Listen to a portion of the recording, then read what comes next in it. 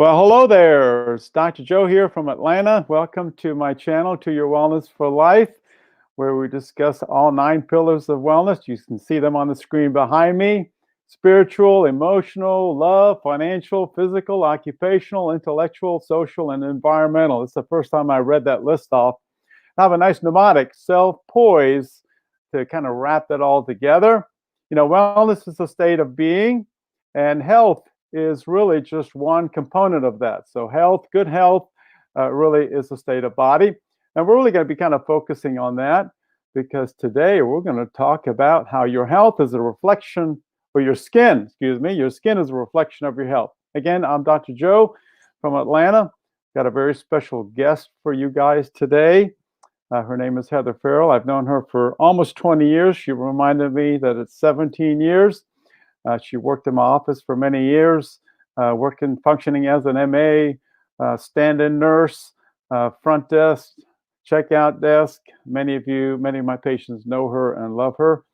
And she recently went to aesthetic school. So we're going to bring her out, and we're going to talk about skin and a bunch of other cool things. Your skin is our skin is our largest organ.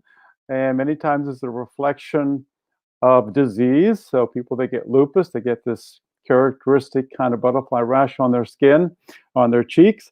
And many viral infections or viral exanthem, you get different kind of rashes. So it helps doctors kind of diagnose diseases. And sometimes that may be the first clue to disease. So obviously, healthy looking skin and not having any of those rashes might be a good reflection of health internally. So let me go ahead and bring out our guest. Hopefully I push on the right buttons here.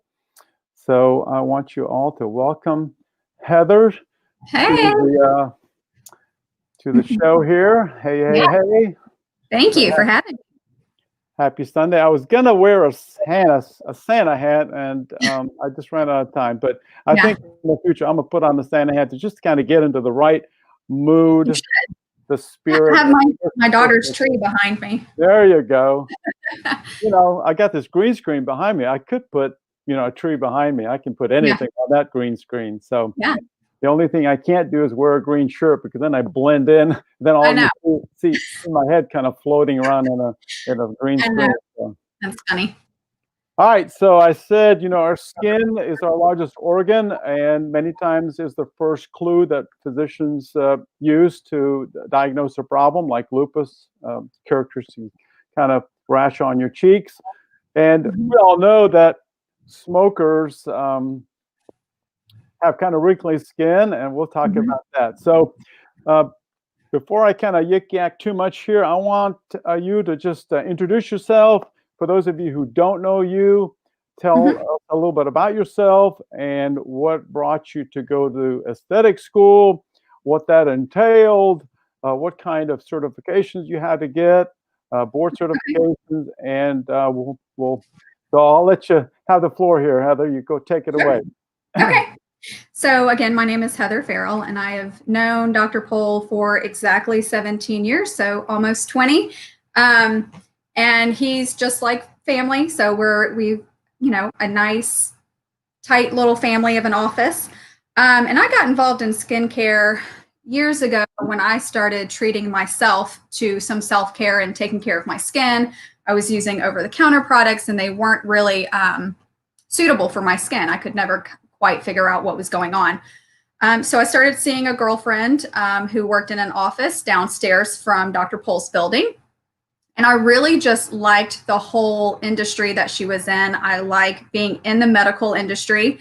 And although skincare is kind of, in my industry, it's not really considered medical, but I can bring medical into it, which is nice. Working in a doctor's office and dermatologist's office, they can, explore a lot with skincare. So I really started falling in love with skincare and taking care of my own skin and learning about it. And I decided to put myself through school, and I went to Elaine Sterling Institute down at Lenox Mall. And currently I have my own little sweet spot inside of Dr. Pohl's office. And I am currently offering microdermabrasion, signature facials, dermaplaning, and there's so much more that I want to get into. So, and that all ties in with like you said, with smoking and with aging and with diet. It all ties into skincare. So it's exciting to be back on your team and get involved. Sounds good. Well, I remember way back when you started your aesthetics training, you mentioned, hey, the first course I'm taking is on nutrition. I'm thinking that's very appropriate, but it may not be very obvious that, you know, we're going to be talking about what goes in our mouth is going to eventually reflect on what our skin looks like. So I'd love for you to kind of expand on that, what they taught you, and why is nutrition important for skin health? Yeah, you know, nutrition is important because if you think of all of the fruits and vegetables that you can get and like how rich they are in antioxidants, they carry so many antioxidants that then get rid of free radicals, right? And free radicals are unstable molecules that cause disease and can cause, you know, dry skin and aging. And nutrition, having, you know, nutrition around, it can help stop those free radicals. You know, it can kind of curb the damage caused by the free radicals, and it will slow down the process of the appearance of aging.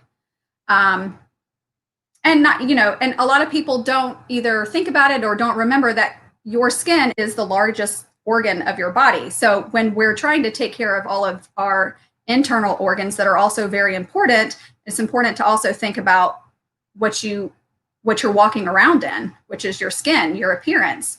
So nutrition is extremely important. It's probably one of the most important things. And a lot of dermatologists will tell you the same thing when you have people coming in with either rosacea or you have people coming in with bad acne. There's going to be some diet changes, and it should, you know, it should just be that way for anyone.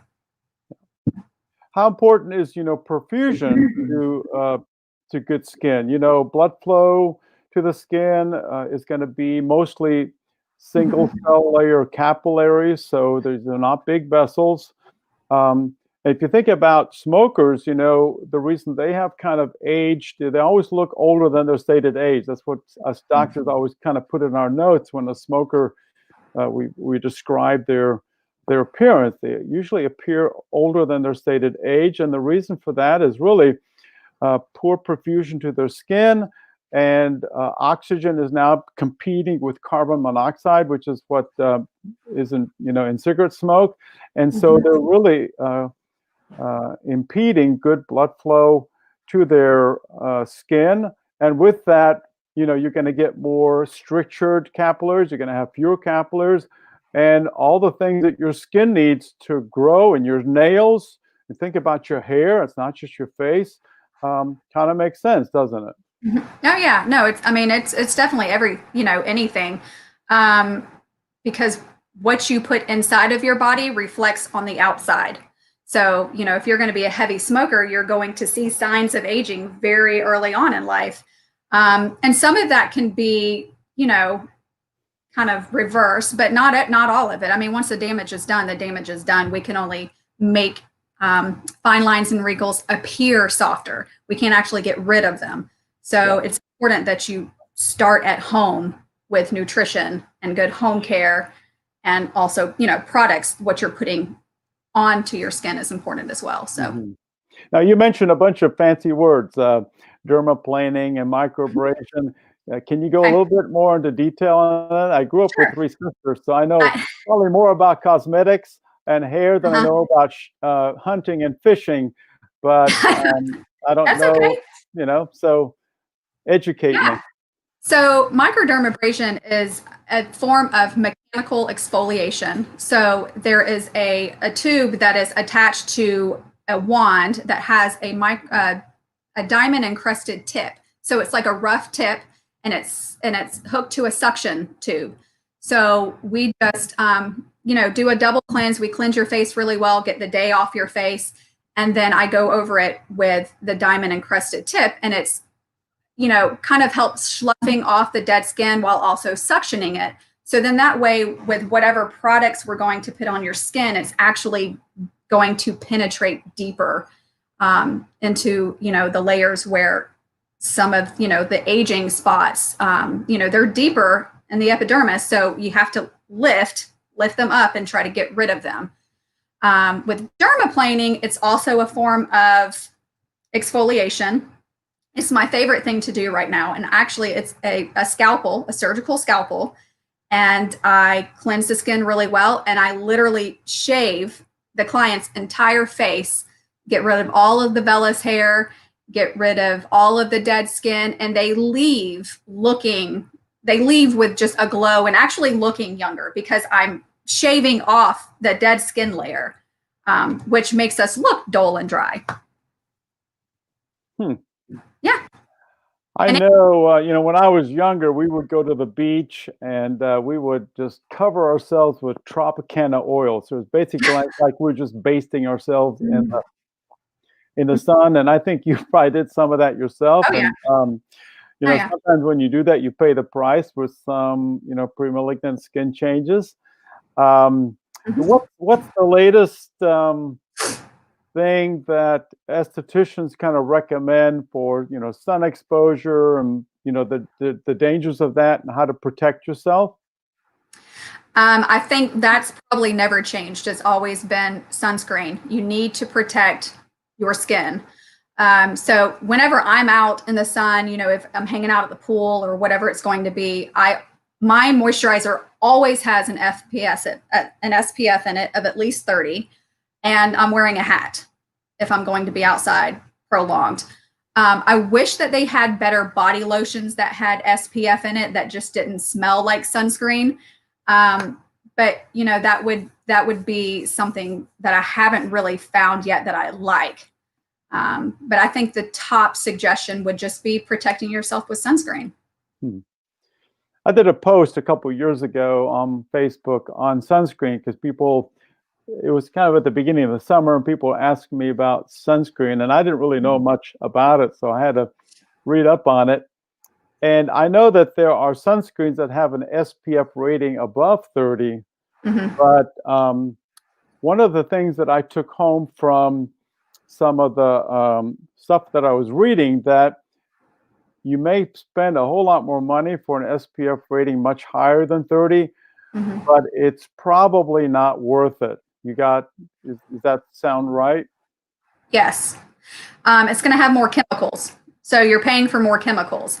And I don't know if it would, I don't think it's beneficial if I don't go any higher than 50.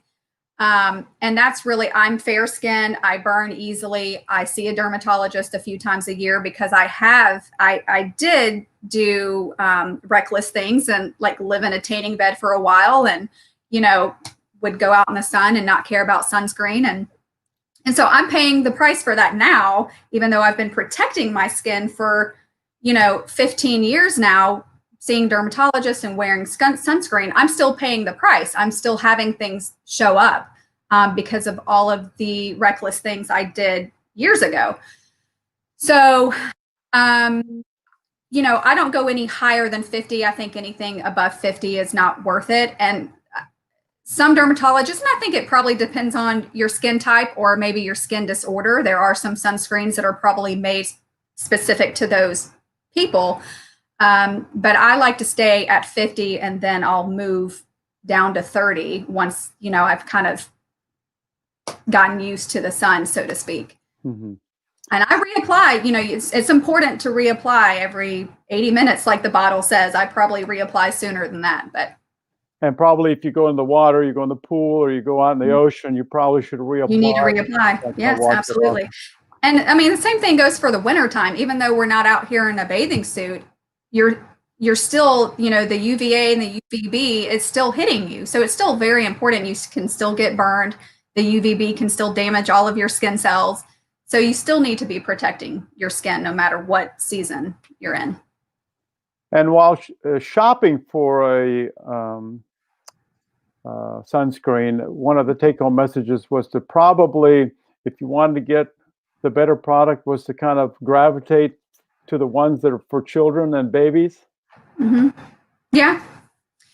And I mean, I also think in some cases you kind of pay for what you get. So you might have to spend more money on a nicer sunscreen, um, in order just to protect your skin better. Because there are going to just be marketing, you know, stuff out there that's not worth the money. But All right. Well, I just went ahead and opened up the my chat box here, and okay. Stephanie Blaine asked us a question here, so I'm going to go ahead and read that. You can probably read that yourself, right? But I'm going to read it. It says, I started to make my own organic skincare products a few years ago, 100% certified organic ingredients only. People want fast results, and these aren't that. Please mention the poisons we slather on our skin. Mm-hmm. Yes, so there are plenty of products that are loaded with chemicals that you just don't want to place on your skin on a daily basis. I think organic ingredients are great. I mean, the skincare line that I use has their own organic line. And I think it depends on what ingredients you're using. But I mean, I would definitely agree with Stephanie that there are plenty of poisons that we're just lathering on. And that's in cosmetics, that's in skincare, that's in lotions. Mm-hmm. Yeah. Could definitely do better steering more towards organic use for sure. Yeah.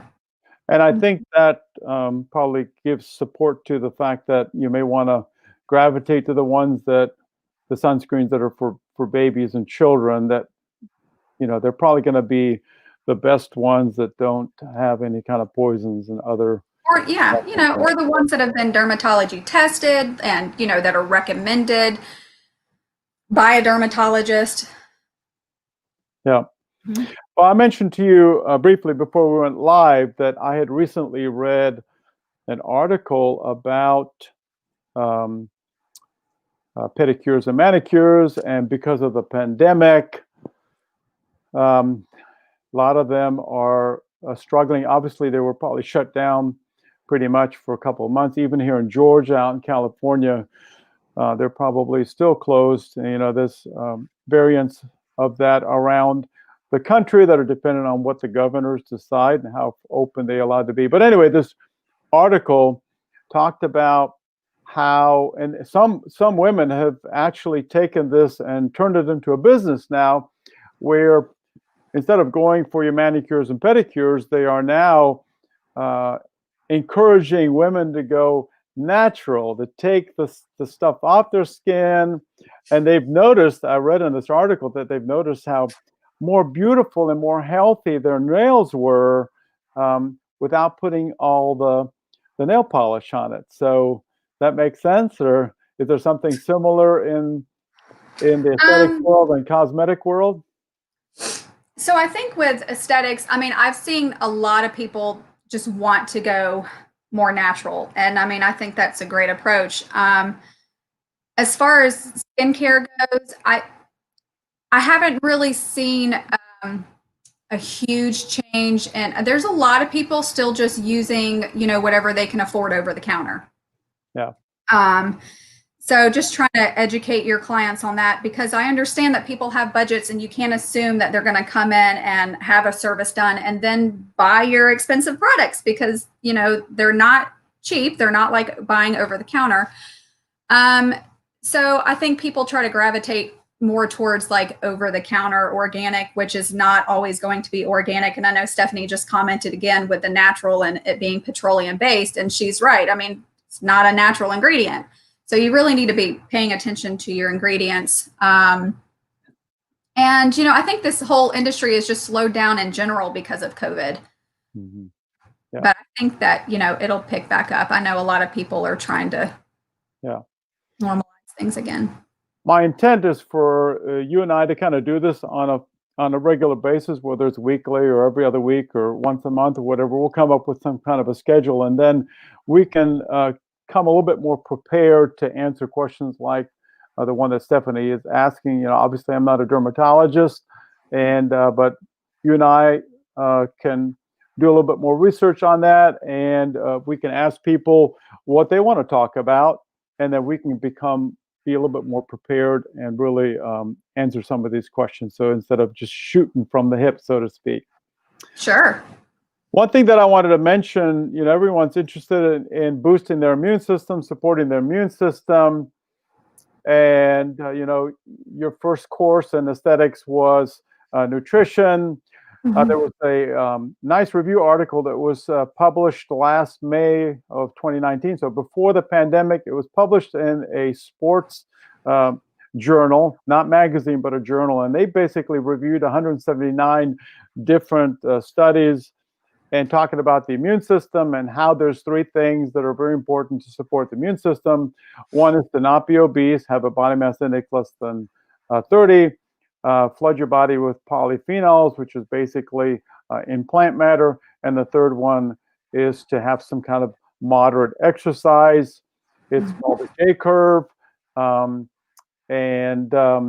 Basically, you don't want to be sedentary, and you also don't necessarily have to be a marathon runner or training for the CrossFit Games. You run a marathon, the first couple of days after a marathon, you're actually more vulnerable to catch infections, especially respiratory tract infections. A lot of marathoners know that.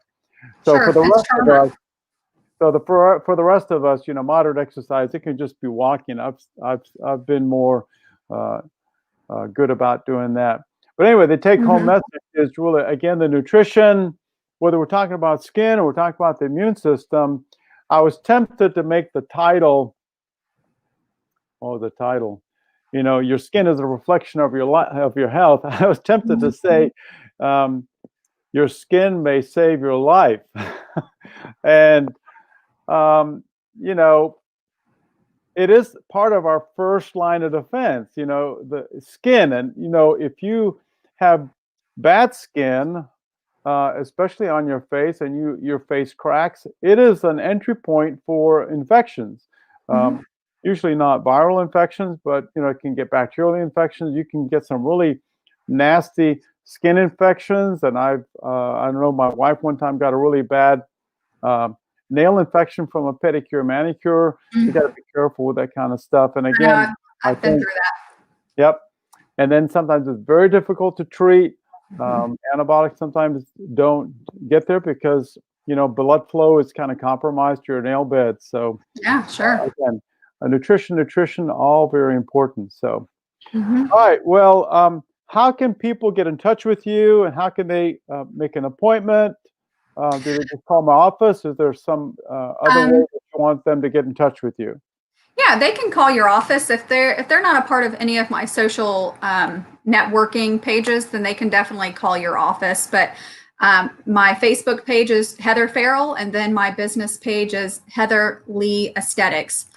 And it should reflect just on my personal page as well, so they can go to my business page and like it. Okay. Yeah. Next time we come on, I'm going to have that flash up so that you can see it. All right, so I've taken enough of your time. I think we've been chit-chatting here for about 20 minutes. It's double what I asked you to do, so that's okay. Thank you so much for doing this, Heather. Sure. And we'll do it again, hopefully on a regular basis, because this is really good information.